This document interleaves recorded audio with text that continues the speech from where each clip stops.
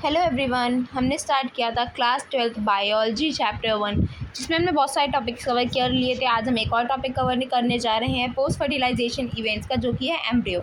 Embryo जो है वो हमारा जाइगोट से डेवलप होता है, माइक्रोपाइलर एंड की तरफ डेवलप होता है। इसके बाद अगर हम बात करें हमारे जो अर्लीस्ट स्टेजेस होते हैं एम्ब्रियो डेवलपमेंट के, जिसको हम एम्ब्रियोजेनी कहते हैं, वो हमारे मोनोकोटिलिडन्स और डाइकोटिलिडन्स में सिमिलर होते हैं।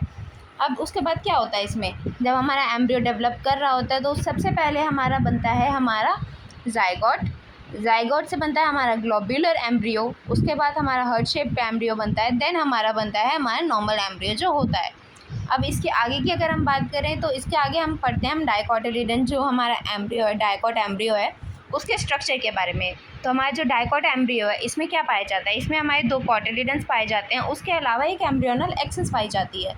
ये एम्ब्रियोनल एक्सिस का जो एक पर्टिकुलर लेवल होता है, जिसको हम कहते हैं लेवल ऑफ एक्सिस या फिर लेवल ऑफ कोटिलिडन्स।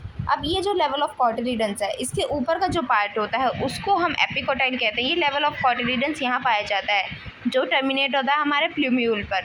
इसके ऊपर का जितना भी ये पार्ट है इसको हम एपिकोटाइल कहते हैं, और इसके जो बीनीथ यानी नीचे का जो पार्ट है उसको हम हाइपोकोटाइल कहते हैं।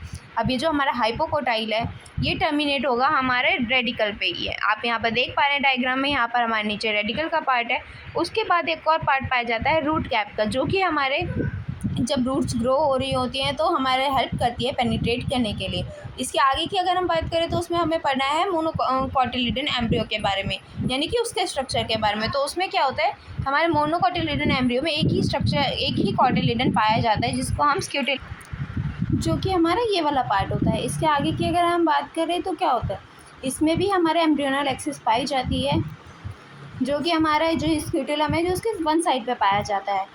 अब इसका जो लोअर एंड है स्क्यूटिलम का, एम्ब्रियोनल एक्सिस का जो लोअर एंड है वो हमारा टर्मिनेट कहाँ पर होता है, वो हमारा टर्मिनेट होता है रेडिकल पे और उसके अलावा रूट कैप पे। उसके बाद अगर हम बात करें तो जो हमारा ये जो रूट कैप है इसके आसपास एक अंडर डिफ्रेंशिएटेड शीथ पाई जाती है, जिसको हम कोलोराइजा कहते हैं।